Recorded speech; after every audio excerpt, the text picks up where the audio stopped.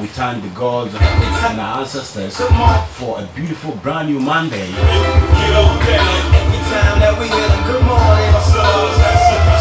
Last week we were here talking about how the equal sign will kill Africans, or it's killing Africans. Myself, when I got a topic, I was like, whoa, what is this?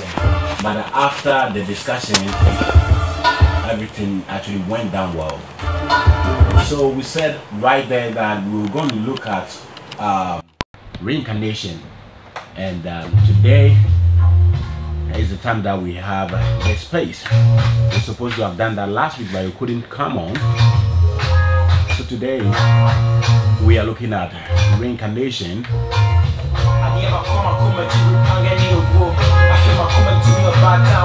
And we'll also look at this reincarnation universal, or we as black people or Africans have our own style or version of reincarnation. And what would that be?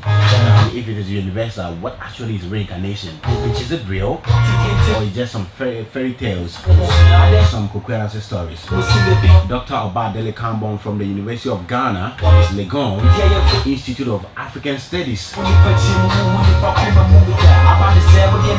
is here to help us discuss that this morning on the show. So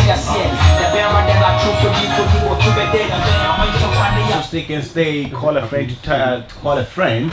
We tell them that Dr. Obadele Kambon is in the studios and that we're going to talk about reincarnation. The show will be live on Bitumi Kasa, on Facebook, on YouTube, everywhere.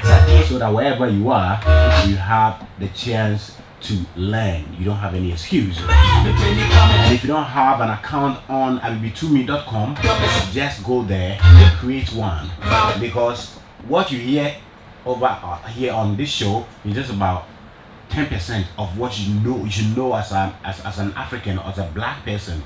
So go to Bitumi Kasa and get a lot more over there. I'll read an article written by Dr. Obadele Kambon himself on Bitumi Kasa. He was talking about the Black Panther movie, and he captions it, Black Panther movie, who owns it?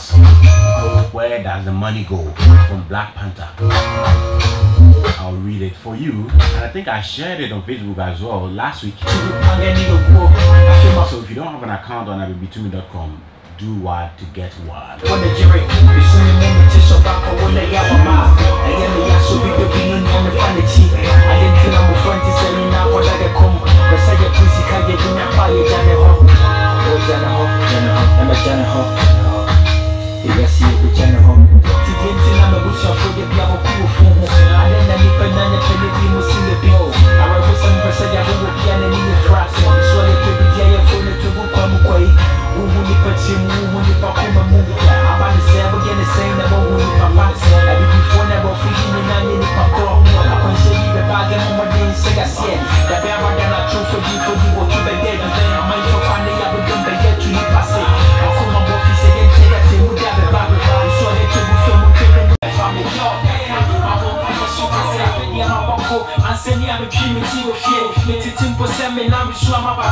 This one is from the man I can't call this Akwara Bonnie Asitina. Akwara Bonnie Asitina. This is coming from the Akan EP album. Earlier on, he heard me dummy home from the same album, the Akan EP, produced by Jeso.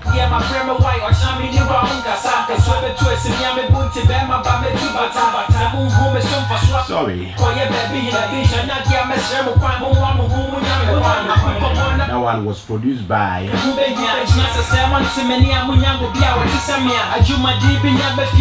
Mina High Street band, you know. Okay, it's about time I go to the man, Dr. Obadele Kambon. He is a research fellow from the University of Ghana, Legon, and teaches out the Institute of African Studies department at the University of Ghana, Legon. And he has been our guest since we started this show each and every Monday, teaching us deep knowledge of Africa.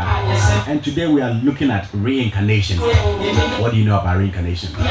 Good morning, Doc. Thank you. Me also. Apple.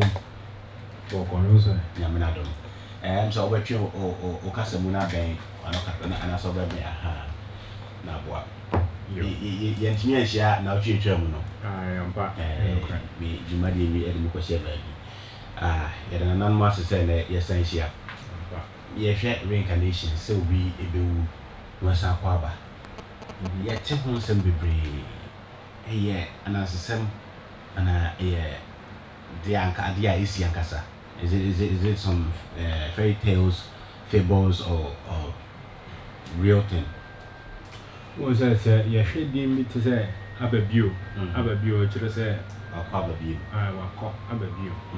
Until Yamasana actually say, you are doing be say, and yeah, you have the imperial book be said, only power, we are making the tree and asking mechanical. Like the whole the whole program. Maybe so. Half your baby, you know, because of the diversity of our listeners, so that's why we go there. So if you're looking at other view, then you also look at a proverb like Onipa wa omuye, which relates to if a person dies, he or she hasn't really died. Then there's also proverbs such as Onipa wa mitekramam that if a person dies, their tongue doesn't rot. Basically, this is the idea. As a matter of fact, on Saturday we had an esteemed scholar named Mfundishi who came to the Lion House African Cultural Center, and he gave a very good, what I thought was a very good demonstration to help us understand this concept. Where, if matter of fact, let's try it here. So I want you to say out loud, Miwaha. Miwaha. Very good. All right. So now I want you to close your eyes, close your mouth, and then think that to yourself. I've done that. Okay. So now, as you've done that, did you hear yourself say Miwaha? Yes. All right. Did you use your mouth to say Miwaha? No. Did you use your ears to hear yourself say Miwaha? No. All right. So this aspect of yourself, when you pass away, it didn't require any part of your body, physically, not your mouth, not your head. So what exactly is that aspect of yourself? And when you pass on, would it require your body to continue being able to do what it does? So, I thought that was, a very good illustration to really get at the heart of what we're dealing with. Now, in modern day physics, there's this law of conservation of energy. And what it says basically is that energy is not created or destroyed in a closed system, it's only transformed. Now, this is supposed to be like a new scientific breakthrough discovery, oh wow. However, if you look at African societies throughout the continent, throughout the world, everything we do is based on that idea. Before we talked about Dikenga, and that's what I showed you before that I have here on my bag. So when you look at Dikenga, what you see here is that this is conception down at the bottom. This is birth. It's also the same as sunrise. This is at the high point. It's the same as noon. And then here we come down to sunset. And what this is also, like when a person passes on, then they come back to conception. And oftentimes I give the analogy of, okay, the human body is supposed to be, if you look at your blood and everything else, 60 to 70% water. So when a person passes on, you have to ask yourself, well, what happens to all of that water? Does it just, magically disappear? There's that water that was in you is no longer in the world. No, this is a closed system. So what you essentially have is that water will leave what was your body and then go into the earth. From the earth, it will evaporate and then go and become a cloud. From the cloud, it will rain and then go become part of the river. From the river, it will go and join the ocean. From the ocean, it will again evaporate and become a cloud. From there, so basically, this water that flowed through the veins of Imhotep, that flowed through the veins of Ptahhotep, that flowed through the veins of Queen Nzinga, Queen Amina, and we can go down the list of all of them, that exact same water is still there. So what aspect of them is no longer there? So now let's talk about the part that isn't water, the physical body. So if you look at what was their skin, if you look at what was their muscle, that when they're buried eventually, and we can talk about depending on what the casket is made out of, whether we're talking about 100 years, whether we're talking about 1,000 years, whether we're talking about 100,000 years, or whether we're talking about 1,000,000 years, or whether we're talking about 500 million years, eventually that is going to break down and go back and join the earth, which is what it came from initially. So when we're talking about this cycle, it's something that is readily observable. And then also there's this proverb, right? So you can understand that this is to say, if one thing doesn't spoil, another thing will not do well. Because if you sow a seed, it has to rot or decay before it germinates and bears food. Very good. And then even we can look at it on the front that we were discussing it before. So let's say you don't want to die, right? At least not right now. Yeah, I think that is another thing that for me, the treatment of this topic, reincarnation, is important because the fear of death is too much down on Africans. You know, majority of whom want to go to heaven but don't want to die. Right. The only requisite means to go to heaven. Anyway, that's on the sidebar. So, but now, let me land on this point that I was trying to make. So now, if you do pass away, you can say, all right, I don't think that's a good thing for me, or especially if it's under bad circumstances, you know, from your perspective.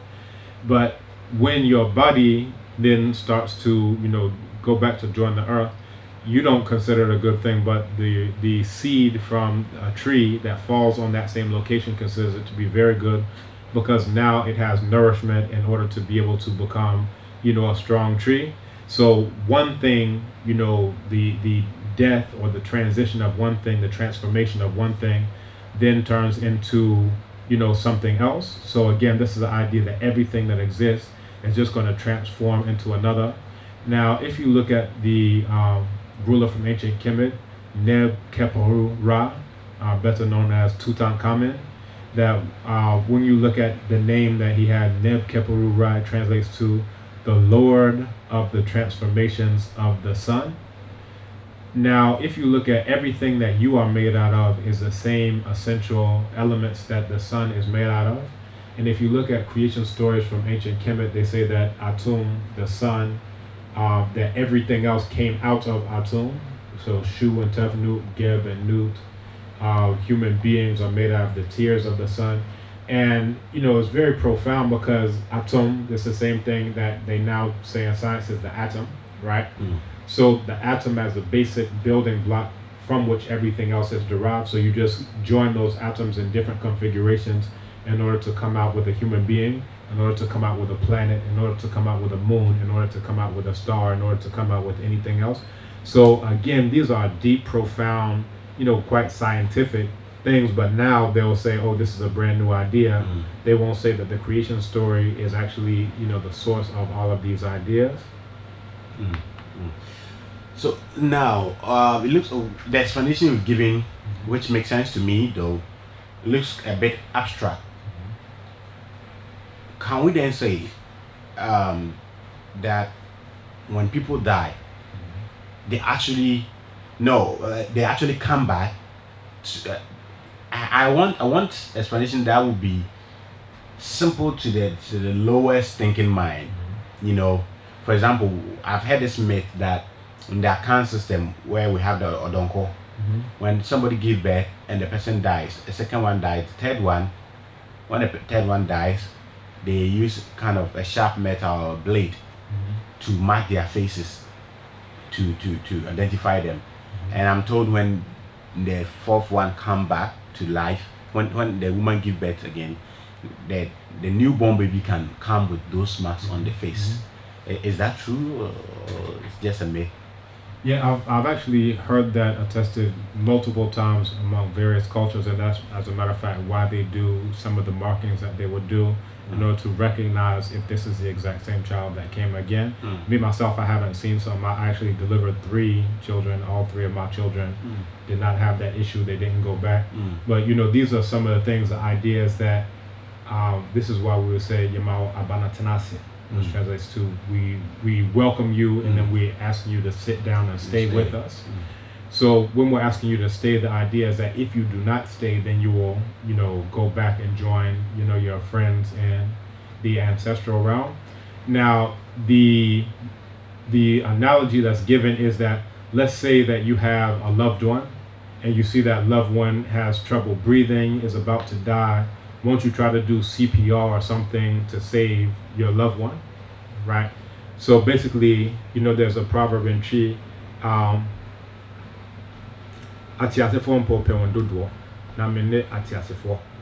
so the idea is that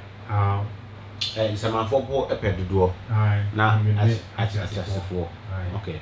So the idea is that even the ancestors want, you know, to increase their numbers. So how much more, you know, those who are living.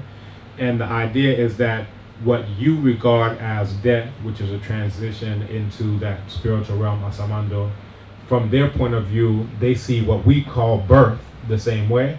So basically in that realm, they would be trying to prevent their loved ones from passing away into this realm.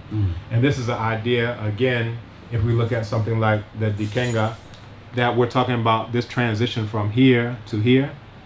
We're talking about this transition from here to here.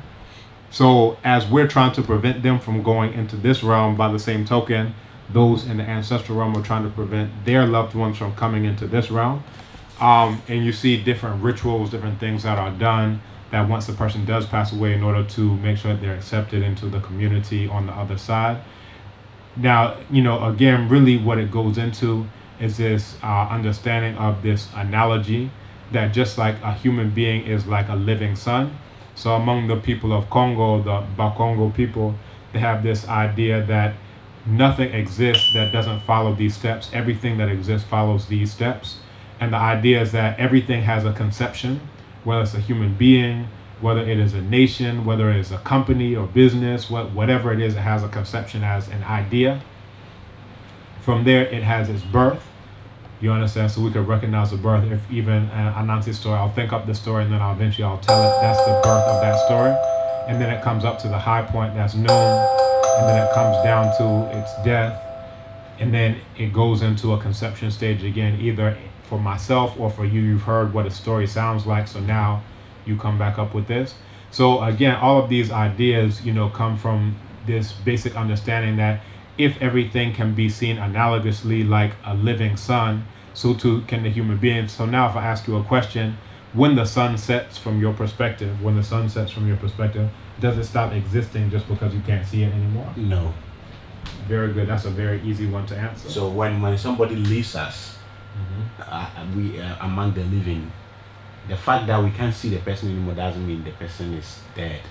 Exactly. Then we'll go back into reincarnation, but then I think it is important for us to look at death. Right. What death actually is. Right. Yes. Can you help us with that? Again, this is the idea that death is a transition from one form to another, from one state to another. Now, even in the course of your life, you can look at the various rites of passages that are seen by African people as exactly this.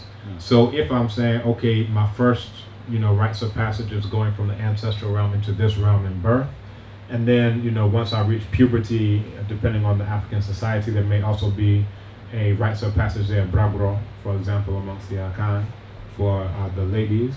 From there, you know, you have another rites of passage which is seen as marriage. You know, that's another change, another fundamental change in states of being. From there, you know, you may attain any type of title. You know, you may become a Ohene of this or whatever. That's another fundamental change. From there, you go into eldership. You know, this is another fundamental change.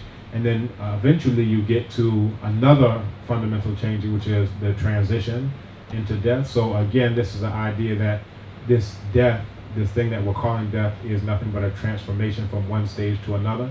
So you were saying it sounds very abstract. I was trying to give it as concrete as possible. What happens to your body other than it goes back into the soil? You understand? What happens to the water other than it evaporates out of your body and then goes to join a cloud? This is on a very concrete level where you can see the material aspects of what I'm made out of do not stop existing.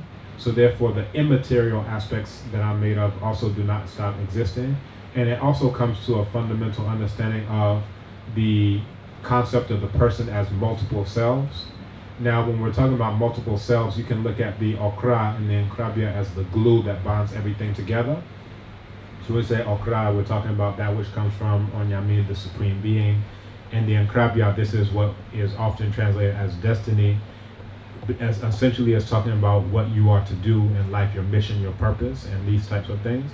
Now, every other part of you comes together in order to fulfill this mission, fulfill this purpose, this reason that you have for being on earth. So once you have this mission, and you know, matter of fact, I was talking about this in my course, Foundations of African Thought, and you know, a friend, well, one of my students said a friend of his got to a point where he says, I don't have a reason to live, why am I here? And then 3 days later, he killed himself, right? So again, this comes into the fundamental nature of having a understanding and knowledge of your mission, your purpose, your destiny, because if you are not clear on that, then you say, well, why are all these different parts together? They can go back and join where they came from. So if we look at something like home, it's coming from the root word home, which is to breathe. So home, this is, you know, they translate it as spirit, they translate everything as spirit because they don't have the vocabulary to deal with it in English. But we can look at home as a breath. So as long as you are on point and on your destiny, that's why your home needs to be there. If you don't have a destiny, if you don't have a purpose on F, right, then the home will just say, oh, all right, well, let me just go back and join the Mframa. So many Ghanaians who were so heartbroken when this young, beautiful lady, singer, Ebony died. Can we therefore conclude that Ebony might have finished what she came to this world to do? No, it's not an automatic conclusion. Okay. There is the idea that Nkrabia ni kwatibia, which is that the destiny, or the Nkrabia as I prefer, doesn't have a short route. When you say kwati, is to avoid. Okay. So when we say kwatibia, we're saying a manner of avoidance. There's no manner of avoiding your Nkrabia. And there's also this idea, dia obewu ajano na mutuo. Ajan, that's the word for arrow. Dia obewu ajano na mutuo. And the idea is that someone who is a giant, I don't know, Mutiano. Aye. And see, actually said, Ebra, I will say, I done a coon. And yeah, okay. So the idea is that a person who is going to die from an arrow is not going to die by the gun. Now, by the same token, if you do not fulfill your Nkrabia in this particular incarnation, this is one of the main reasons for reincarnation, so that you can come and fulfill your Nkrabia. So the idea is that, and you can even see it in how names are done. Now usually you'll have kradin, which are given on the krada, depending on what day you're born. So kradin, we can translate that as soul name. Now if you didn't fulfill your purpose last time, then you will come back with the exact same kra and the exact same name that's associated with that kra. So each, we went over this previously. You have Aisi or Awusi for Sunday, that's the kra of a Sunday born. Then you have Ajo, which is a kra of a Monday born. And then the names associated, Kwajo, Ajwa, and we can go through all of those again. But Bana, that's the soul of a Tuesday born. Aku, that's the soul of, there you go. That's the soul of a Wednesday born, just like my son, Kwaku. And you have Awo, and that's the soul of a Thursday born. Afi, that's the soul of a Friday born. Amen, that's the soul of Saturday born, which is my own. So if you have this Nkrabia and you also have this Okra, which is coming from Onyame, if you didn't fulfill your purpose, and matter of fact, there was an elder who actually has passed away since, Nana Kwekwando, and he said, I wasn't born on Wednesday, I was actually born on a Friday. But because the elder was able to recognize that this is my own grandparent who has come back again, that's why he has the name Nana Kwekwando, because it was understood that he's coming back to fulfill his purpose, his mission as a healer, you know, dealing with herbs. And that's actually what he did in his whole life, wrote books about herbs, all these types of things. So again, and you can even see it in, like, if you have a child who is seen as a reincarnated child, you'll have a name like Nana Yao, or Nana this, Nana Kwame, Nana this. So you'd be like, well, how can a 1-year-old already be Nana? Because the fundamental... Which has become a battle between Ghanaians and the birth and death registration. Yeah, I'm aware. We'll go there before we leave the studios. Your take on that. Right. As they are preventing names like Nana to be registered. Yeah. But before then, let me announce to our listeners that if you are listening online, you can send us your comments and questions on 024778596. Those of you are listening on Abibitumi Kasa, watching live on Abibitumi Kasa, you can send your messages through on Abibitumi Kasa. My handle on Abibitumi Kasa is Kwabena Obibiniteria. You can send your messages there, and I can see a lot of people listening online right now. So don't be left out. Let's have an interaction. Send us your messages. If you want to send us on WhatsApp, it is 024778596 024778596, and let's have it there. On Facebook it's S Live Africa Radio. You can send us, you can inbox us on Facebook, and on my page is DJ4IPE. And let me say good morning to you, Bene Makati, my co-host. I think you are listening right now. Thank you. Now continue. Right. And one thing I just did is I just shared 5 images that really articulate what we're discussing here in terms of Dikenga, in terms of this cycle. If you go to the groups and then go to X Live in the groups on Abibitumi, what you'll see is these different stages. So you have Musoni, and that's represented by yellow, and this is the stage of conception. You have Kala, which is represented by black, that is the stage of birth. You have Tukula, which is represented by red, and that's the high point, it's like noon. We have Luvemba, and that's like sunset. This is the same as for a human being, what we would call death or transition. And then from there, you come back to Musoni. And it's interesting, when we even use the term transition. On the way here, I passed by a signboard that for a funeral home, funeral parlor, and it was called Transitions. And again, it's coming back to this idea that, death isn't an end, it's not final, neither is birth the beginning. Now, at our African Center School, Abibi Fahundi Adusiambia, that's actually part of the pledge that they say in the morning, that birth is not the beginning and death is not the end. They actually say that in Chi. They say, Awona and Yasha. So, which means it's just a cycle. Everything is in cycles. Exactly. And this is also the same thing you see in ancient Kemet, where you start off at the bottom, that's conception, it's also death, so that's Asar. And then from there you go to Kheperi, which translates to become, to come into being. This is again like the sunrise. Then you come to Ra, which is the sun in its fullest expression. Then you come to Atum, which is the sun at sunset, and then ultimately back to Asar, where we're talking about, this is the ancestral realm. This is, where you would be reincarnated.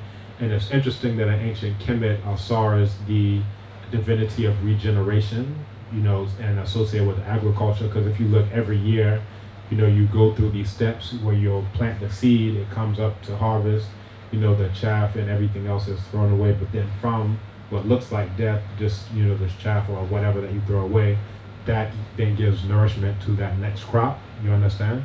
So again, all these concepts go back, very, very far. We're talking about to the beginning of recorded history. So you can see also in every single day that you have midnight, and then you have dawn, then you have noon, then you have sunset, and then midnight again.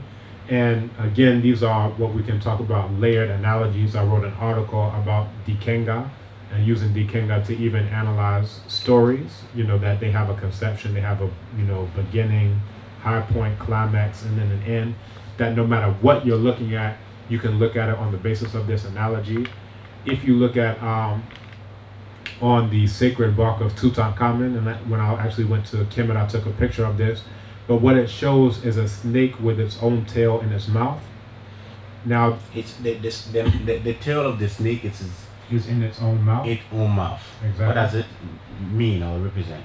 Right, it represents that. So you can look at the head of the snake as the beginning of the snake. You can look at the tail of the snake as, of course, the end of the snake. Wow. And what you're seeing when the tail is in its own mouth is the idea that the beginning is the end, and the end is the beginning, that they're in the exact same location.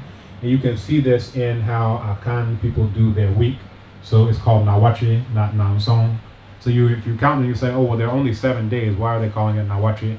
That's because the beginning and the end are in the exact same location, just like a snake with its tail in its mouth. So you start off on and then from there you go to Drada, then you go to Mpanada, then you go to Ukiada, Yawada, Fiada, Miminada, and then Kwaziada. So this 8 loop is like this, where the beginning is looks like the yin and yang, what do you call it? Yin and yang. Yeah. That's actually slightly different because what it's showing you there is that there's a bit of one thing inside of another thing. So it's a similar thing just in terms of showing a cycle.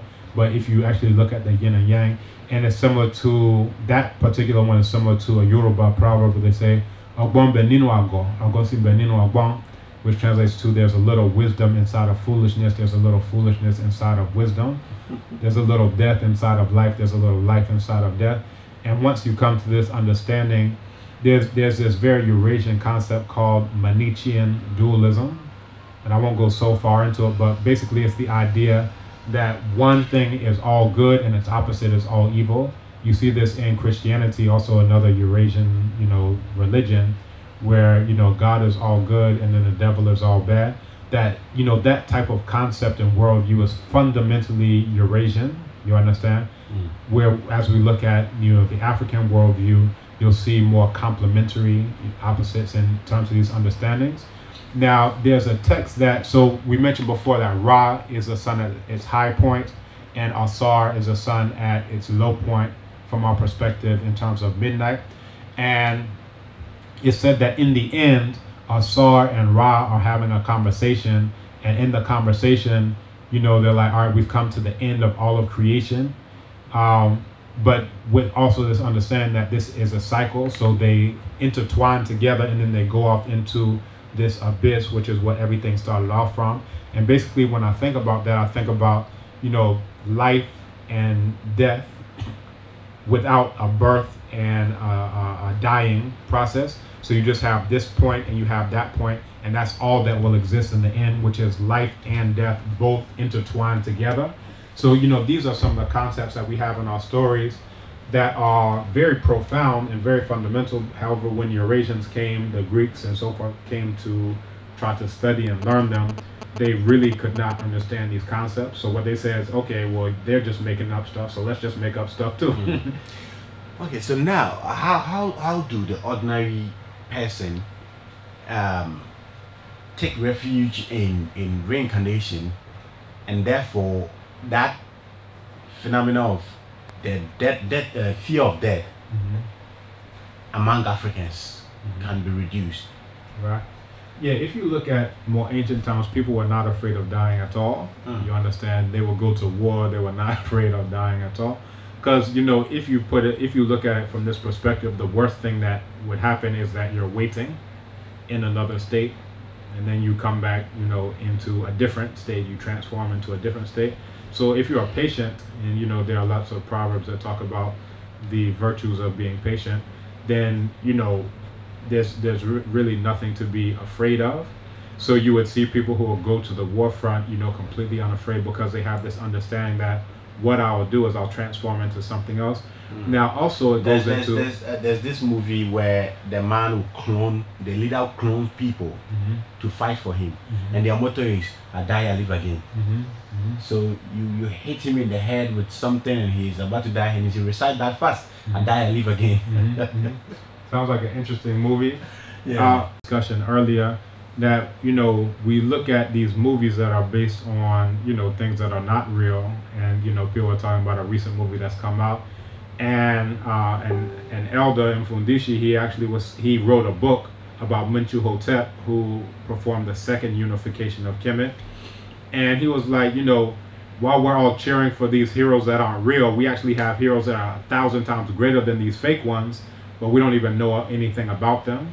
So again, Menchu Hotep, did the unification of Kemet after it had gone into what's referred to as the first intermediate period, that he was able to gather the black people together once again into a mighty force.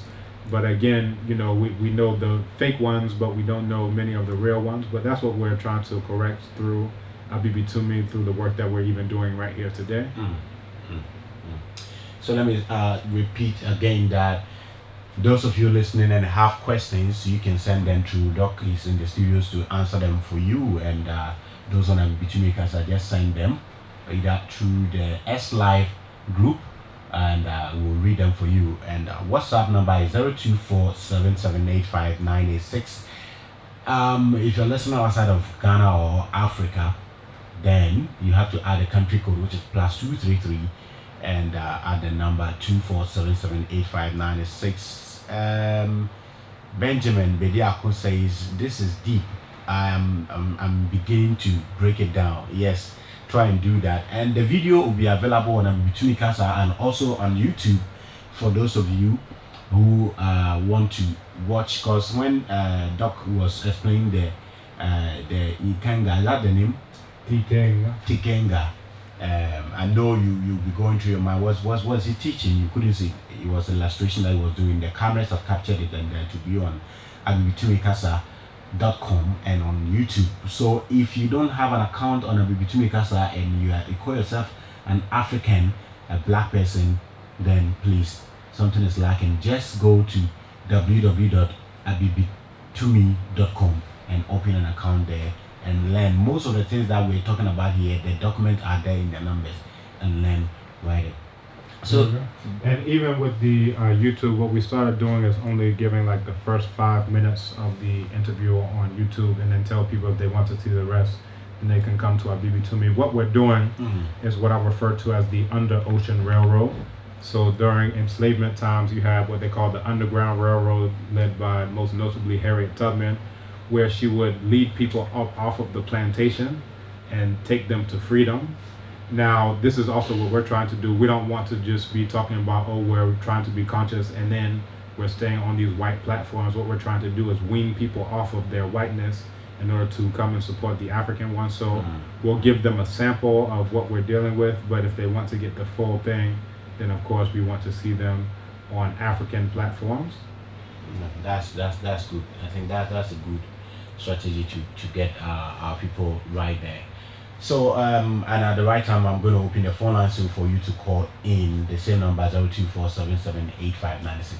So now, Doc, so a friend of mine who's also a doctor and a neurosurgeon, he explained a reincarnation just like you are saying. He says, for example, I'm giving birth, I live, I die, I'm buried, I decay, my physical body decay, form part of the soil. Okay. Then somebody grows plantain there. Right. My body, because my body has decayed and mixed with the soil, it nourishes the plantain. Exactly. The plantain tap the DNA, my DNA, from the soil. Then my DNA become part of the plantain. Somebody eats it, gets my DNA, and I live through that person. When that person gives birth, then I'm back. That looks more like physical, scientific. Do you agree with that? Yeah, this is exactly what we're talking about. So every aspect of the person, it just transforms into something else. So, you know, when we're looking at what reincarnation is all about, there are these aspects, physical aspects that we can talk about, but then there are the aspects that aren't necessarily physical or tangible, just like when you said Miwaha, but I didn't hear you say it. What happens to that aspect that we can't see? What happens to the aspect that was saying the Miwaha and that heard Miwaha, but we couldn't see it? That just like every other material aspect that we're talking about, also those aspects of the human being that are immaterial would also transform into something else. So, you know, I think the doctor is really talking about what we're dealing with. And then it also helps us to understand, and this was a point that I was just about to make, if you look at, you know, people having reverence for nature, and people not wanting to be driven off of their ancestral lands, is because everything that's around them is made out of their own ancestors. So if you're looking at the tree, and you don't just chop down every tree in the forest and then you'll make a sacrifice to that tree before you cut it down to make a drum. Why would you do that? Because you understand that that tree is made out of the same thing as your own great-grandparents. You understand? Same thing that's made out of yourself. So these are the things that we're talking about when we're looking at ancestral, you know, reverence. When we're talking about reverence for nature, why would you have reverence for nature? Because I know that my great-great-great-great-great-great-grandmother who was on this exact same land, she is part of that tree that I'm chopping down. You understand? That my great-great-great-great-great-grandfather is part of this. This go to explain that the idea that when you pour libation, you pray to, like for example, a tree. You're going to cut a tree, and you pray and beg the tree before you cut it. It's got nothing got to do with paganism or idol worshiping and all of those things. It's coming from a deep understanding of science, of the law of conservation of energy, law of conservation of mass. All of these things that, you know, essentially energy is not created or destroyed, it's only transformed. So by the same token, the way that you would, you know, propitiate the tree before doing something that you would need to do is the same way, or, you know, an analogous way that you would have respect for another person, another human being. So if I want to, you know, do something or whatever, I would ask you, oh, Kambon, can I use this? It's yours. Can I use this? Oh, Kambon, can I use that? It's yours. You understand? And I think most often we don't do that because we think we human beings are in a way better than the trees, the forest, the herbs around us. Yeah. Well, this is what happened, is that even though we're still ethnically African, in many ways we've been made anti-African through miseducation, diseducation, and anti-education, through entertainment, through religion, through all these things. So physically, we still have the basic building blocks to be African. However, internally, you know, this African self has been taken out, and then this alien white agent has been implanted. So to the things that we desire. And it's sort of like, if you look at, and there's a scholar named Amos Wilson, I'll put it in the X-Live group here, but he talks about similar things in terms of spirit possession and also in terms of multiple personality disorder. Now, looking at multiple personality disorder, he talks about, there's this guy, Timmy, but that's only one of his personalities. Now, when this one drinks orange juice, he breaks out in hives. When that personality is gone, another one comes and drinks orange juice, absolutely nothing happens. So physiologically, there's a reaction based on the type of consciousness that's in this person. You'll have cases where this particular personality smokes, you understand? Now, what is it doing? It's saying, based on this consciousness that's inside of me right now, I'm going to do something that I want, even if it harms the host body. So we know that the cigarettes, the smoke, and all this, it can bring about cancer, but it doesn't care. This consciousness that's inside of it, it wants to satiate itself. It wants what it wants, regardless of what happens. This is essentially the same thing that happens when we have this white consciousness in us.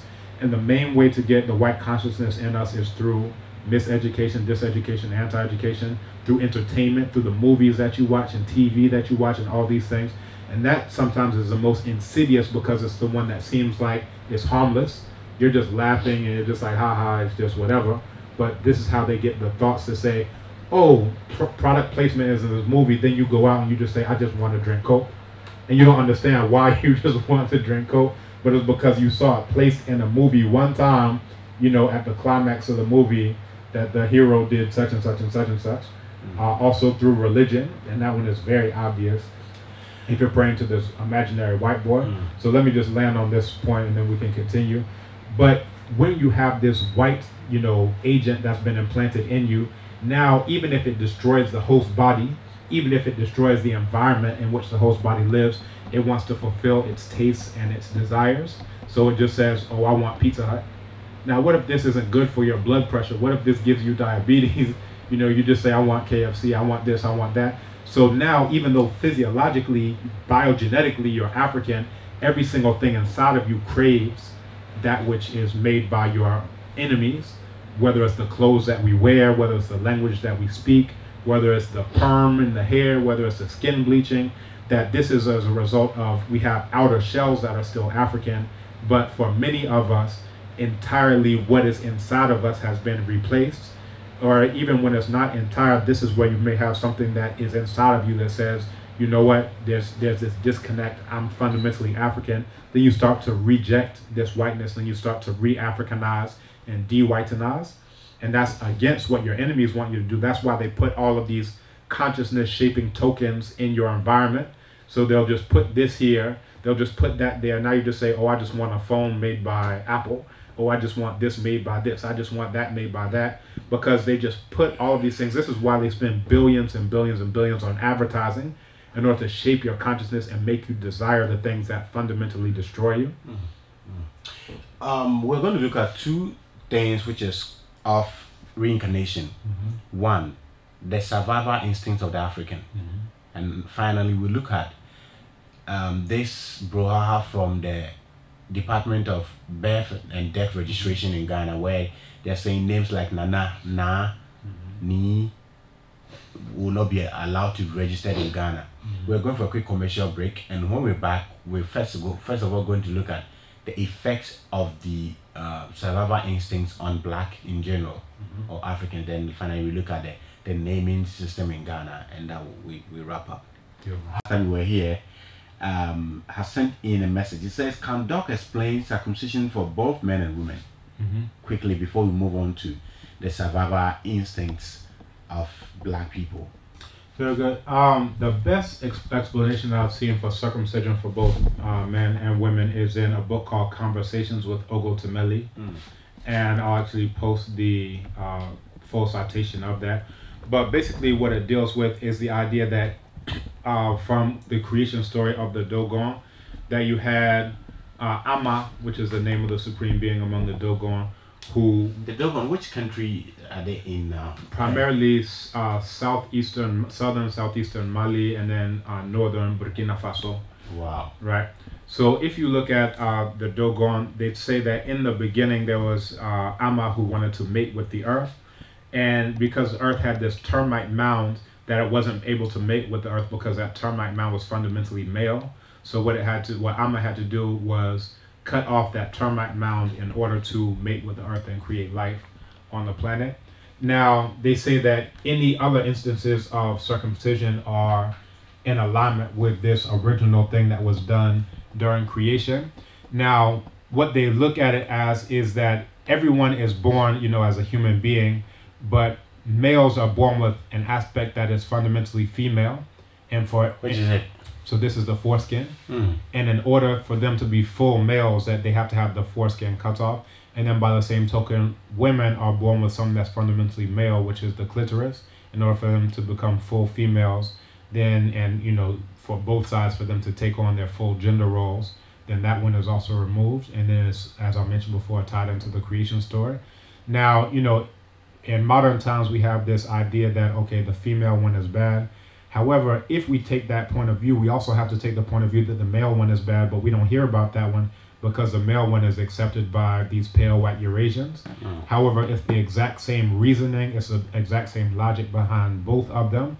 So if they call it FGM, then MGM also needs to be banned. And, again, also we have to look at it in context as not every African people who do it. Among the Akans, they didn't practice any form of circumcision, male or female. And as a matter of fact, even to this day, you can't be a ruler if you have any type. It was seen as a deformity, something that has, gone against how you were originally created. So again, you can look at some African people who do it and then look at the reasoning and the logic behind it. You can also look at other African people who don't do it and then look at the reasoning and the logic behind it. But again, if we're against the female one, and again, the idea is that the reason for the female one is to remove the masculine aspect so that she can take on her full gender role as a female. And then the same reason, and then this is also why it's not done at childbirth. This is done in puberty so that it looks like you are leaning towards maleness. You have all the physical things for a male. So to make you a full male, will remove that. And they say that metaphorically, when the foreskin is cut off, then it becomes a lizard, right? And they said this is, the metaphorical feminine aspect of the man being, transformed. Then by the same token, they say that the clitoris is transformed like a scorpion. So again, this is the masculine aspect of the woman being removed. So, again, that's, in a nutshell. But I would also recommend, as I mentioned, this text, Conversations with Ogo Temeli. And it's a Dogon deep thinker, what some people would say a philosopher or a sage.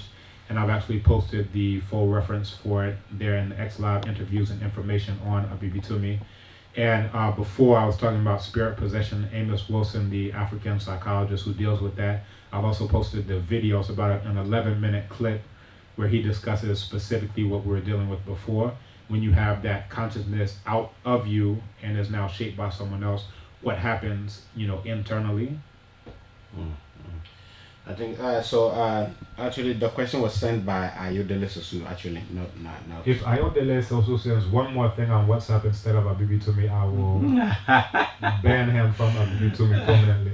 I'm joking. Anyway, so now let's go to the first thing that I said we'll look at before we leave here. That is the survival instinct and its effect on black people. First of all, what's the survival instinct?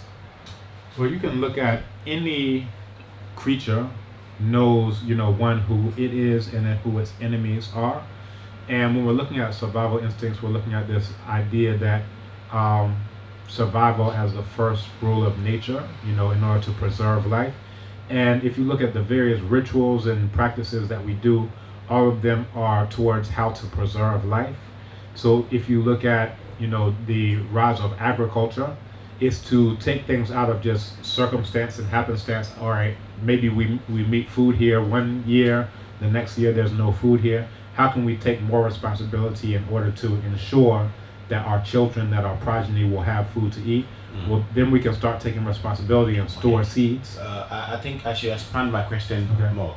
I'm looking at the effect of survival instincts on Africans or blacks when, for example, instead of thinking of how to use our talents to develop something amazing for the next generation, we are stuck in what we will eat, where we sleep, how to transport ourselves in and out of places.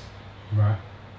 A basic subsistence level. You understand? Right. Majority of Africans are not able to move beyond this stage and we pass on. So the cycle goes on in our generations.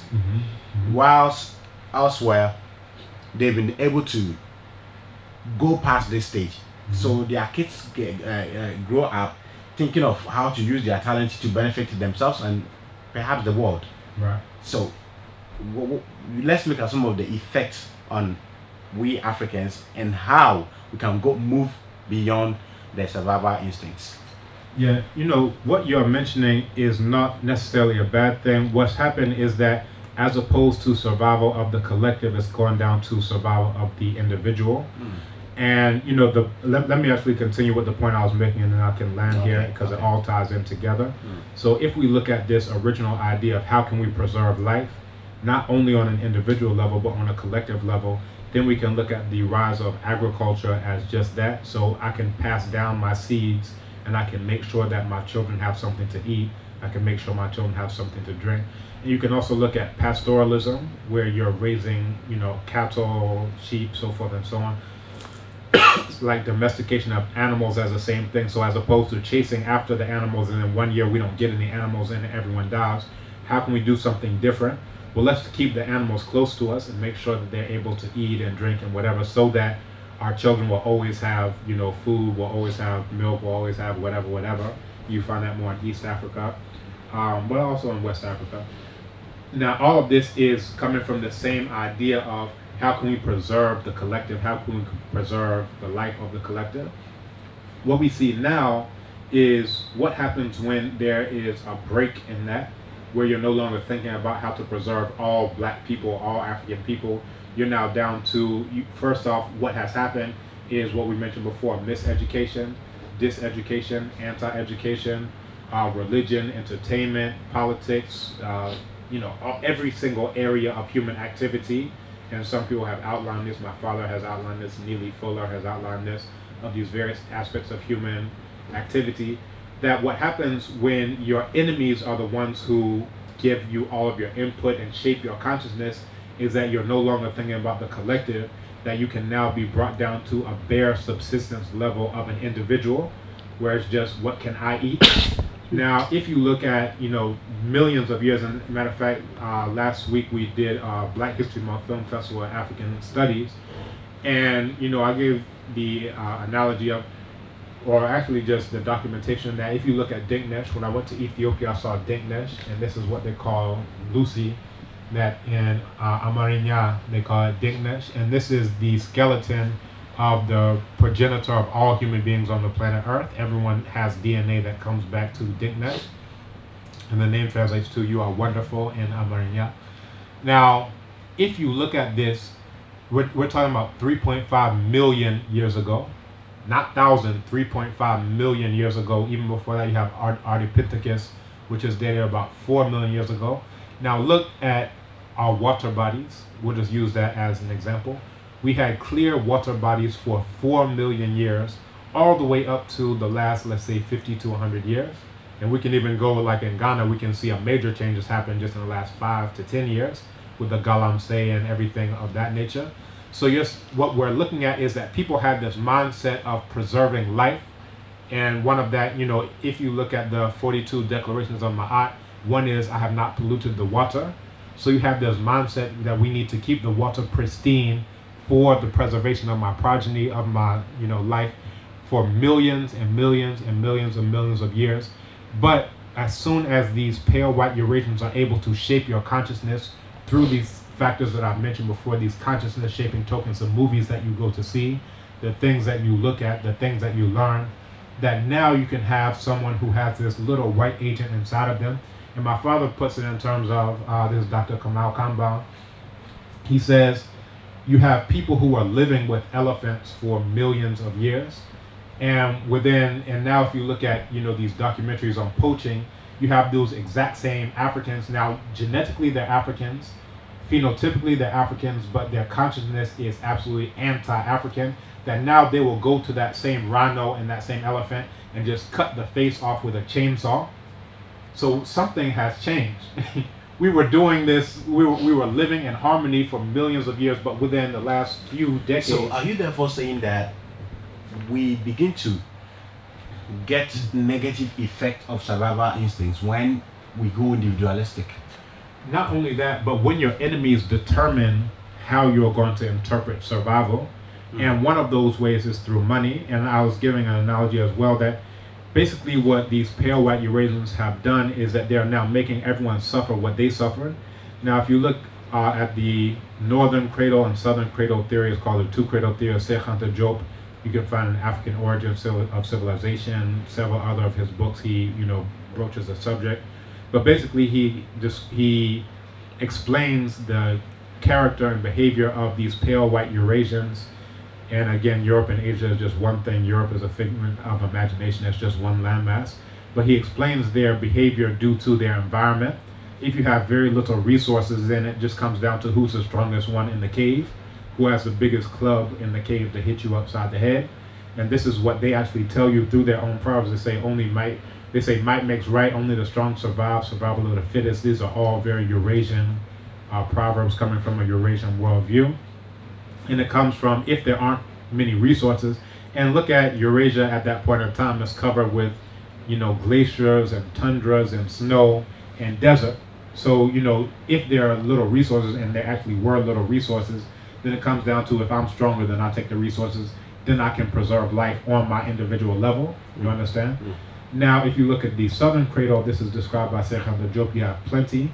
Where in Ghana, I can go outside in the morning, and I actually did this on Saturday morning, and plucked about 30 mangoes. You understand? I can go out, I have a contomere right in my front yard. Somebody showed me a picture of a tide road, and in the middle of the tide road there's a plantain that has erupted. Right there. It's so amazing. There we go in Africa. So, you know, if you have this southern cradle type of environment, then you have everything surrounding you that you need. And that's where you can all eat out of the same bowl. And that's what, you know, you even still see to this day in some places. Now, many people who have this Eurasian conscious, they have their own plate, they have their own knife, their own fork later for you. I don't care if you eat or not. But again, that's not very African. That's actually very anti-African. So again, I want us to understand that not every single thing you happen to see a continental African do is African. That especially in this day and age, many of the things that continental Africans and diasporan Africans are doing are anti-African because their consciousness has been replaced by this little white agent inside. So again, to come back to, you know, this point of the individual, that when you see yourself, and basically what I was saying before is that the way that they do this is one, through money. So even though you have all the abundance of resources that you would ever need, from food, clothes, shelter here in Africa, if they can flick a switch to tell you you don't have enough resources, that's where you get this individual survival mechanism to kick in. If you don't have this thing, you are not which is money. Full human being. Which is the main thing, and there are many things, but the main thing is money. So now they can manipulate your consciousness by saying, all right, you have everything that you need to survive, literally. However, the way that we're going to flick this individual survival switch is tell you don't have enough of this, and it's called money. You don't have enough dollars, you don't have enough euros, you don't have enough pounds. So now you get to basically behaving like a Eurasian without enough resources. So you can't get enough of this resource of money. And even if you look at, you know, the settler colonialism in Kenya and other places, the main thing that they had to do is to get people into a money economy where they will go and say, oh, this land is fallow, you're not farming it, therefore it belongs to the British Crown. So now when you're done farming this side and you want to use your own land, you'll say, no, it's belonging to the British Crown. Now you have to pay us to use it. Well, where are you going to get the money from? Now you have to go to them to get the money. Now they've got you. This is one of the fundamental things that have changed, is that now they've gotten you into an imaginary system of you don't have enough of this resource, and it's called money. You understand? So all of this goes into, you know, the point of your question. We went from a place of how can we preserve life for the collective, agriculture, pastoralism, all of these things are examples of, and even hunter-gathering, because when you are a hunter and a gatherer, and let's say you come to a place and there are fruits on the tree, let's say mangoes, you don't go and pluck every single mango. I'll give an example of this. My daughter, I told her to go outside and, you know, get some ginger. Now in front of our house we have all this ginger growing because I wanted her to make a tea because my wife wasn't feeling well. Now she went out with her friend and they uprooted every single ginger plant that we had. Not a single one is remaining to this day. They uprooted everyone. So we had to have a talk about this of, if you're hunting, if you're gathering, or even if you're doing agriculture, you don't take every single thing that's there. You have to leave some so that even you yourself can come back, whether it's come back through reincarnation or whether it's come back in the next year. You understand? If you uproot everything, so even the hunter-gatherers are thinking in terms of, I'm not going to kill every single animal. If you look at a lion, it's not going to kill every single zebra. In August, most hunters don't go to hunting because they believe that in August, that's where the animals are pregnant and going to give birth. Exactly. So you don't kill pregnant animals. There are certain days, you know, Tuesday, where you don't go out to fish on the ocean. You understand? There are certain days, especially Thursdays, which is Asasiya's day, or some places Tuesday. That depends on really the location. Most of Sashi land, we don't go to farm on Thursday. Thursdays, yeah. Very good. At Mampong, which is Guan land, Fridays and Mondays, you know, you don't go out to farm. And it, you know, some of it is determined by what a bosom is there and things of that nature. But despite the differences, oh, well, you do it on a different day from us, so we're all different. No, the fundamental thing is this understanding. And I also wanted to come back into this idea of reincarnation, this idea that you yourself will be the one who will come back and partake of it. So it's not completely, oh, I'm just doing it for everyone else. There's this song, Akura Biakube, and I did a presentation on it, as well as the proverb from ancient Kemet, Pu'ank, which translates to life is a cycle.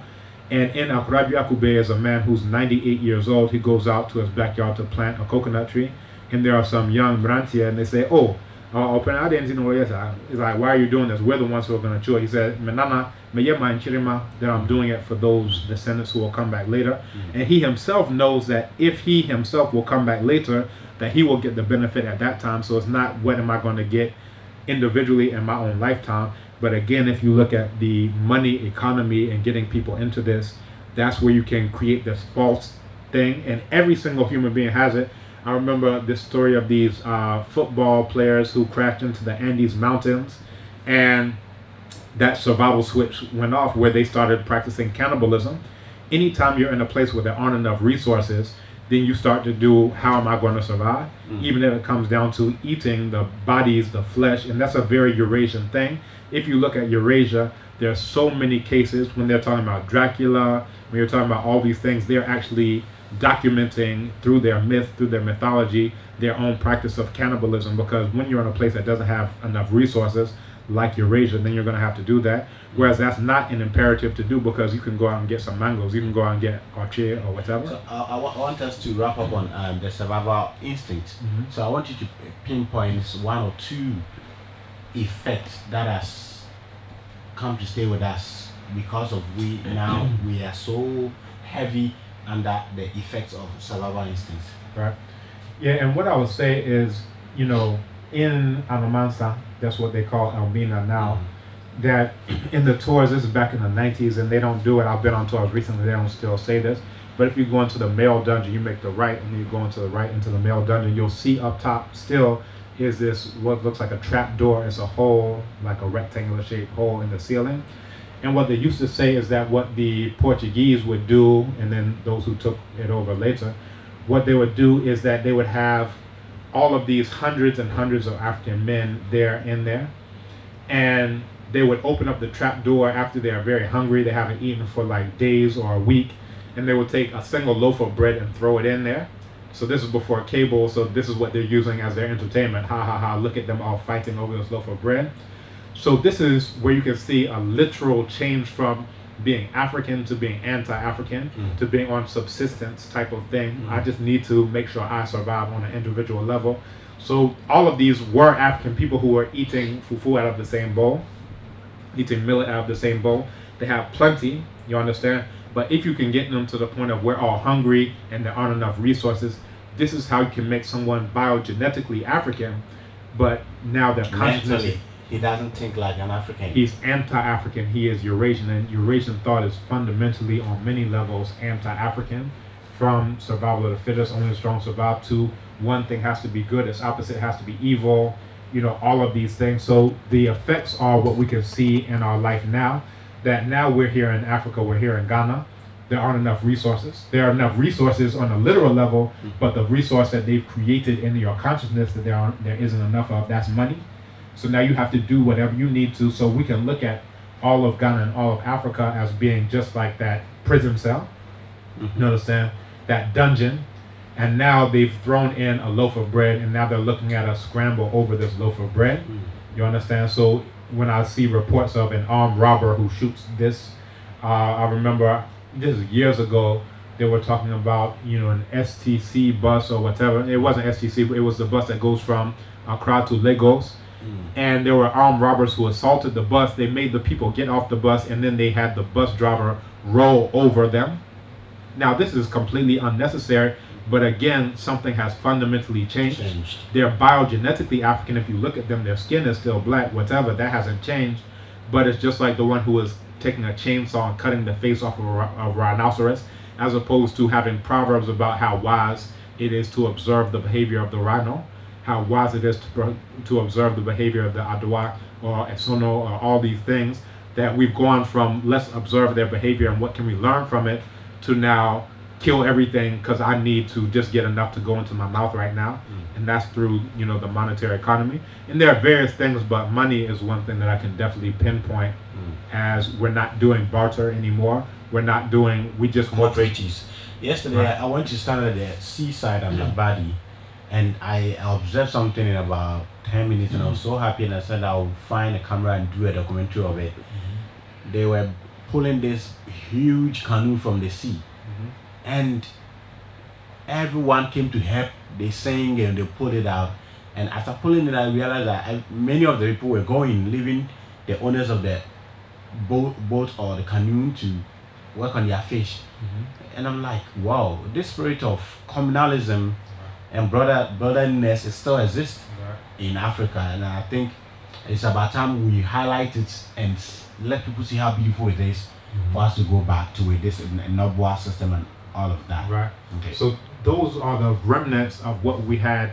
It was the rule, not the exception. So to even look at something like that, for you yourself to look at and say, wow, let's look at this, let's document it.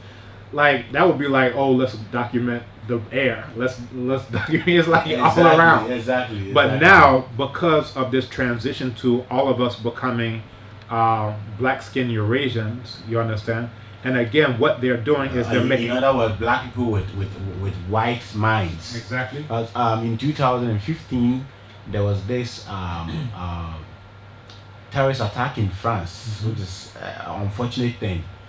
And the next morning I wake up and every Ghanaian youth on Facebook, on WhatsApp have changed, and not only Ghanaians, every people that I know on social media have changed their DPs into the color of France.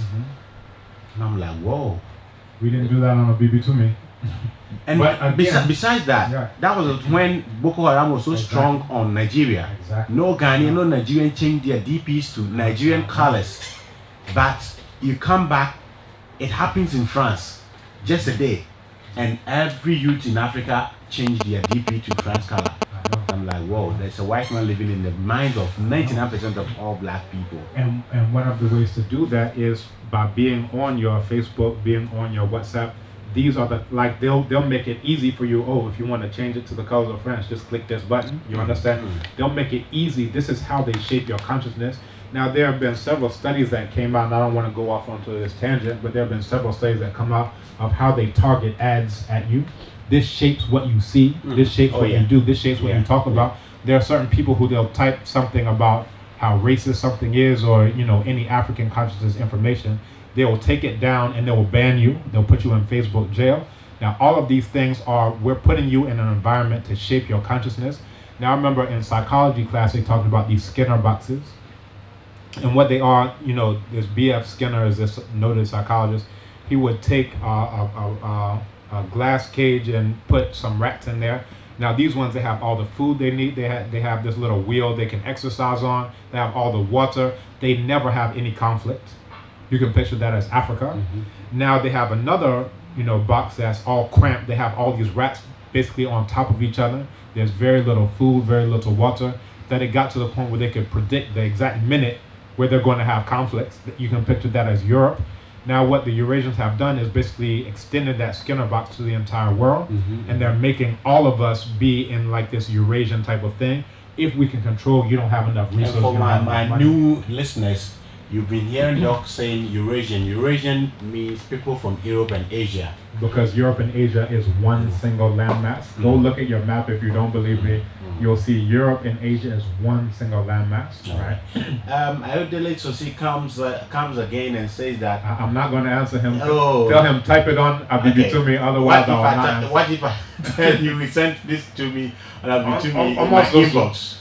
Almost Sosi saying that, do you think Africans on the continent suffered from post-traumatic colonial disorders?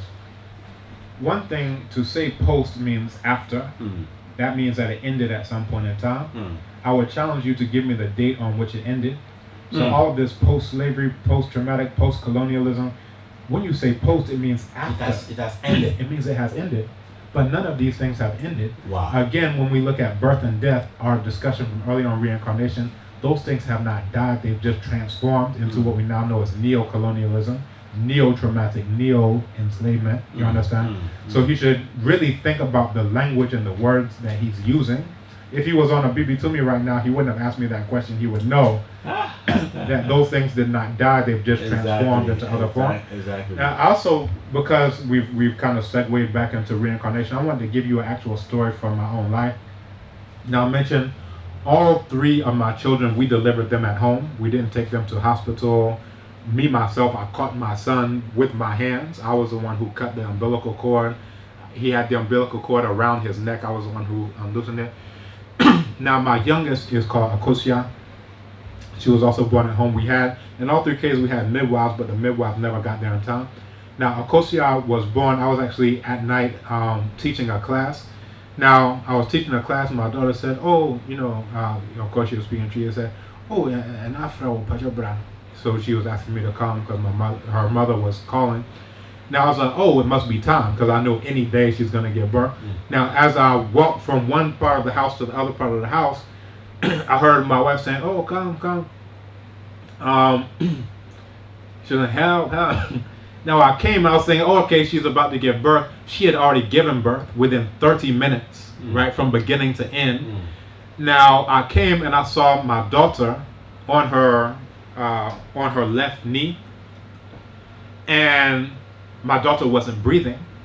The newborn baby. The newborn baby was not breathing, and the umbilical cord was very short. Now, when the umbilical cord is short, you know, this is often linked to other, you know, health issues, and the baby may not survive even the first few minutes or hours.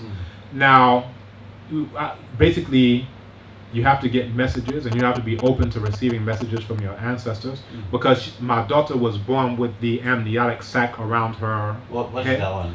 So the embryo is in what's called an amniotic sac. And this is where all those fluids are that the baby is surrounded in, encased in, protective, nourishing, so forth and so on.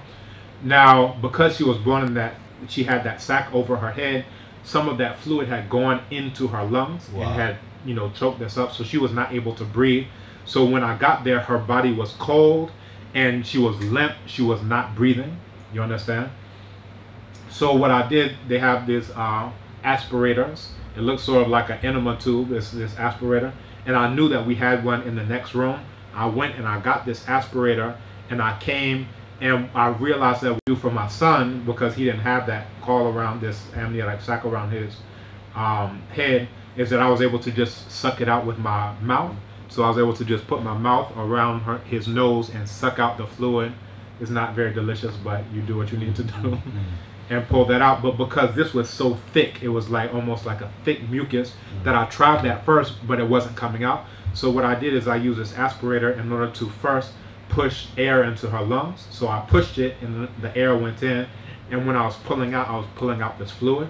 I did this 1, 2, 3, 4 times, and then eventually, you know, one thing that you learn in CPR is that if you have someone who's choking or whatever, you know, like a child, you'll put them over your lap. So I said, let's change the position too, so that any of the fluid can actually come out and be assisted by the force of gravity. So we did that, put the child on the lap, and I was still doing this. Eventually, the first thing we heard was, so it was working. So the air was going in, the home, and then this fluid was coming out. That's what we would call noon. So we say in creation, the beginning of creation, there was nothing but fluid, this liquid, that liquid was now coming out in order to let my aunt come inside. So, and then eventually she cried, and this was the best sound you ever heard.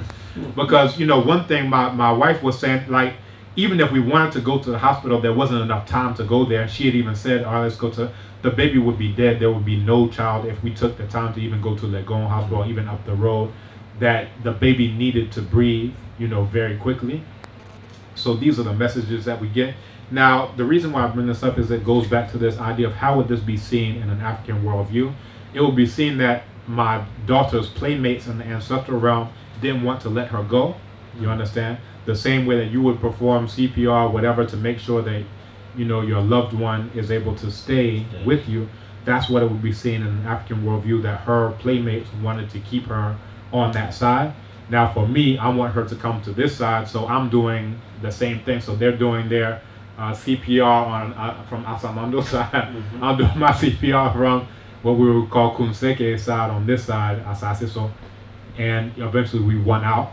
So she was able to be born. So the same way that you would celebrate the naming ceremony 8 days after, they would celebrate their funeral ceremony 8 days after on that side. That's the same reason why we do those same things. We do our 40-day celebration, our 1 year, and so forth and so on. In the ancestral realm, they do the same thing. So on the day of the naming ceremony on this side is the day of their, you know, 1 week on that side. So again, it's seen that these things are in parallel. If we walk upright in this realm, that must mean that they're upside down in that realm. If we eat food and defecate feces in this realm, it must mean that they eat feces and defecate food on that realm. Now, it would sound ridiculous until you start to think, okay, what is fertilizer? You understand? You put feces into the ground, and then what comes up is food. You understand? By the same token, we eat the food, and then we, you know, so these are some of the ideas that's based on this idea of basically a mirror reflection. So the same way we would go through rites of passage in this realm is the same way that they would go through a rites of passage in that realm, in order to eventually become an elder and then be an ancestor reincarnated in this side. All right, thank you very much, Doc. Now, finally, let's look at what is going on at the Birth and Registration Department of Ghana, where they are saying that they are banning names like Nana, Na, Me, and the rest. Right. Yeah, what you see going on there is abject ignorance, because they still retain title names, just the ones that they don't understand. As a matter of fact, there was someone who came in and said, oh, the name Amir, it just means chief. It's the same as saying, you know, Nana or whatever. But they will register that because it's in Arabic and they don't understand it. You understand? A lot of these names that they have, Amir, right? So there's a famous boxer named Amir Khan, and that was his own name, A-M-I-R. Amir. It's like when you say the Emirates. It is a name we use in the Western region, Amir. No, that's different. Amir, Amir. Amir, okay. Right? Okay. It's similar when you're talking about the Emirates, Okay. right? That's the flight and whatever. Okay. Saying this is the Emir or whatever. The pronunciation is just slightly different. But there was a commentator on this who said that's my own name, and they would never say they wouldn't register because they don't even understand it. You know, when they have names like Henry and George and whatever, they just don't understand it. It's just sounds. It's like a caveman coming out and grunting. You don't know what it means. So you register all these things, but you don't understand the one that means king. They don't understand the one that means chief or this or whatever. Now, I don't like the term chief in our African context because that's their way of saying that only in Eurasia do they have kings. Ours are lower level. We'll call it chief and sub-chief and paramount chief and whatever. But just going through that to make the point that what you have going on there is abject ignorance, much less before we even get into the deep thought of what is this actually saying. It's saying that if you have an elder will call the newborn child Menana, right? This is my grandparent. That's the reason why it's an elder in a traditional society who will be the one who gives the name, because that is the one who is best equipped to recognize their own grandparent when they reincarnate. So again, what you have is you have people at the birth and death registry who are physiologically, who are biogenetically African, but fundamentally they don't learn any of these things that we're talking about. Where would they learn about these concepts? Where would they even learn about the scientific concept of and I think energy some not of being the laws they created or use destroyed? are still antique laws from Britain, Right. that they use over there. Very much so. But again, the core of this is when you are miseducated, diseducated, and anti-educated, then the decisions that you make are things that are to the detriment of African people and to the benefit of Eurasian people. So there was I went to a friend of mine, he had a naming ceremony, and he named his child all African names. Now you had this Eurasian-brained pastor who came and said, "Oh, you don't want to give them at least one, Eurasian name, Christian names. That's what they will call it, right? Billy or Bob or Cosby. It's like, where's Cosby in the Bible? Is that? There's like, just choose anything from Eurasia and just stick it on the child as a label on their forehead and go with it. You understand? So, this is someone who is black, skin, biogenetically black. However, the mindset is something that I will make every decision that is against African people and that promotes Eurasian people psychologically.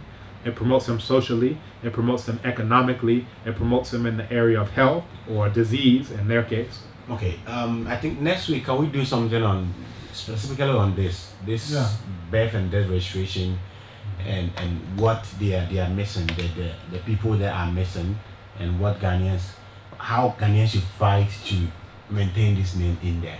Very much so. Yeah, we can definitely do that, because I think, what I see is that we transition from one subject to another and it's very natural. Exactly. So I think this is a direct outgrowth of our discussion today, so I would be happy to deal with names and significance. All right, so I'm giving 4 minutes for anyone who want to call in to call and have your question answered or any contribution on 024778596. 024778596. If you want to call right now, call on 024778596. You can also give me a WhatsApp call on the same number. And if you are on a Bibitumi Casa, yes, you can do same. And I see you there, so you can see Kwabena Bibiniteria. Yes. You can just chat with him on the chat on the bottom right hand side. Exactly. So whilst waiting for that, let's listen to Akan. Call this one Aprodo. Ladies and gentlemen. All right, we have Dede back here, listening to us right here in Accra on the line. Good morning, Dede. Hello. Yes, hello, good morning. How are you doing, Dede? I am doing very good. I'm doing very good. I hope you've been listening from the beginning. Yes, I have listened to you. Okay, and what's your take on the topic before you go to why you called? Well, I love the topic and I'm wishing it could be on a larger platform that everybody can listen into, because we're talking about the black body with a white mind, and it's on a very large scale where it's free to air and everybody can just tune in and So if you could go that way, it would really help to fight, or let's say to combat this white mind washing thing that is happening to us. And then I had to say something. I wanted to say, like, I'm one person who has believed in reincarnation for a very long time. I'm one person with memories of past lives. I have this. I'm one person with ideas of what I have been before, what I have done before, and my collections. I hope Doc is jotting down some things. Yeah, go on. Yes. Go on, Dede. Okay. So what I want to say is, society kills it out of you. Society honestly kills it out of you, that you lose tact because you can't speak about it, and these are not things that you bottle up. These are things you shoot for people to identify and to help you find your true path. But you speak about it in our old days, people who are 80 years, and you tell them and they go like, hey, we move to do and then it just becomes like you have to kill it and walk on this path where you lose everything. If Dr. Kambon can do something about it, where people like that can get the commune and then discuss it and then get into the path forward, it'll be very good. And he's doing a very good job. I've been listening lately, but he's doing a very good job. Okay.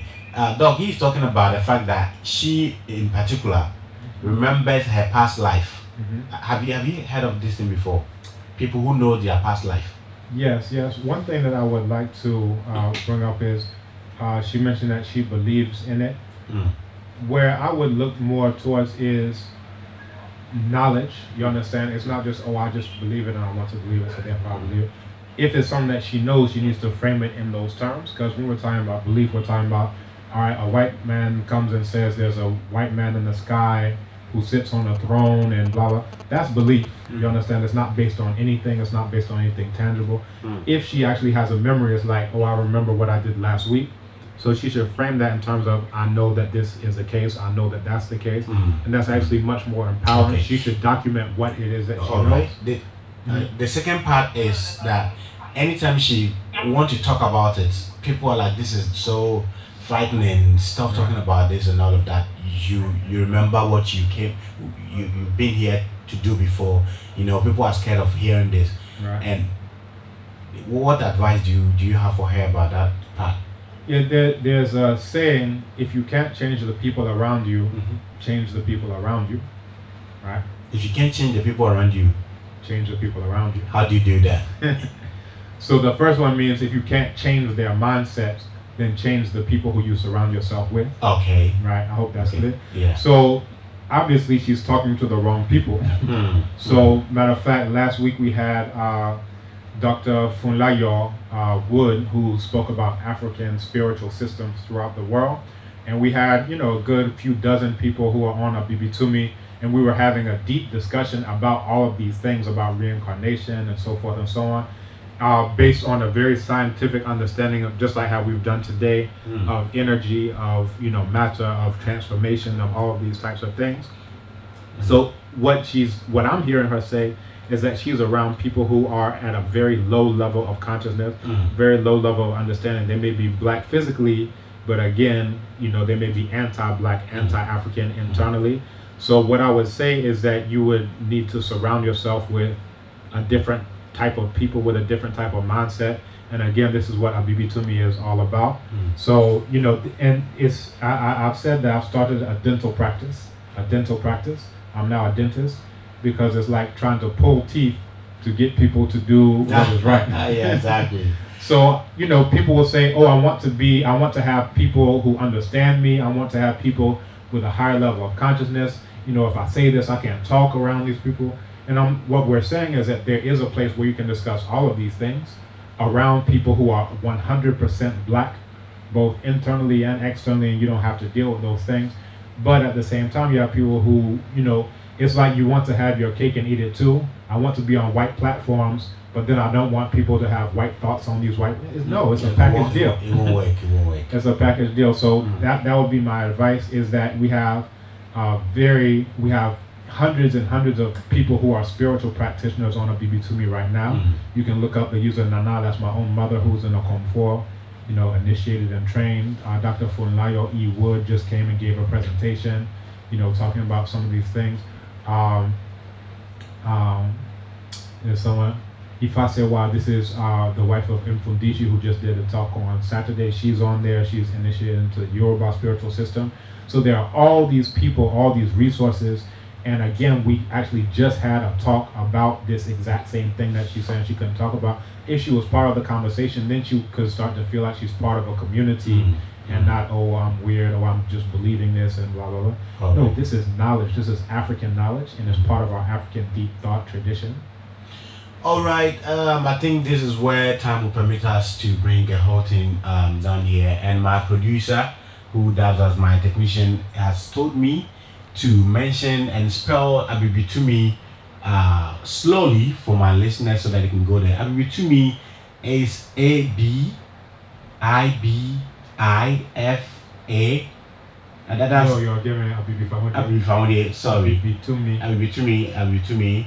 A-B-I-B-I-T-U-M-I. Very easy. Yeah. A-B-I-B-I-T-U-M-I.com. And when you come there, right? When you come there, you can sign up. You can join the social stream. All the things that we're talking about. People also tell me that they go there and sign up is difficult for them. Sign up is difficult. Are they mentioning what issues they're having when they're signing up? One guy told me that he does everything that he needs to do and it doesn't show. It's just like mine. So you rejected him? Okay. So what we'll do is we'll look into that. We have people, dozens of people who sign up every day. We'll look up. And again, if anyone is having an issue signing up, just send an email to info as in information at abibitumi.com, and we'll deal with it personally. Okay. This isn't some huge multi-trillion-dollar thing that's been made rich by black people. This is, you know, we have people, technicians who are on the ground who will walk you through step by step as on an individual level. Okay. Okay, so I think that's cool. You can send a message to info@abibitumi.com and you'll be sorted.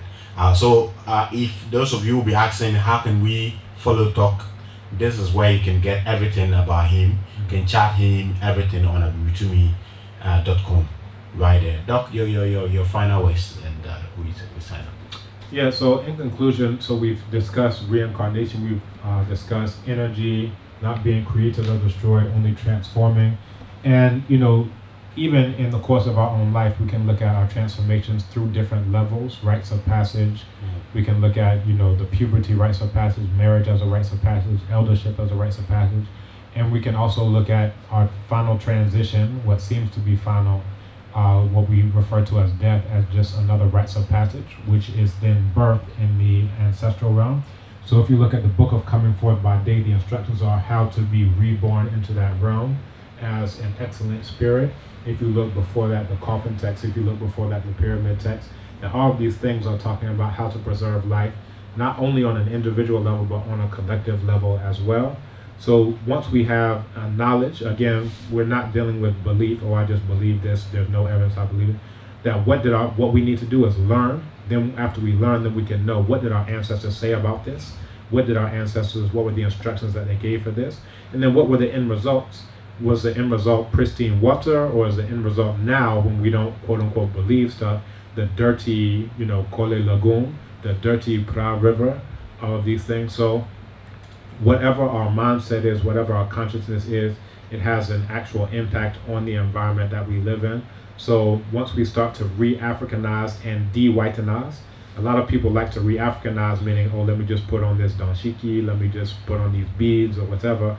But what a lot of people have a challenge with is de-whitenizing. You don't work on the mind. So de-whitenizing is taking out that little white beast, Neanderthal thug that's been planted inside of you, that makes you want the things that you want, that makes you just say, oh, I just happen to want this, without ever questioning, how come every single thing that I happen to want enriches my pale white Eurasian enemies? So these are the things that we need to look at: re-Africanization, de-whitenization for total African liberation. All right. Thank you very much, Doc, for always coming here to educate us. This has been Good Morning Africa and the Monday edition, where we learn deep, because if we can't put this on Monday, then we are not about business. We are about business. So we start the day with serious, conscious stuff.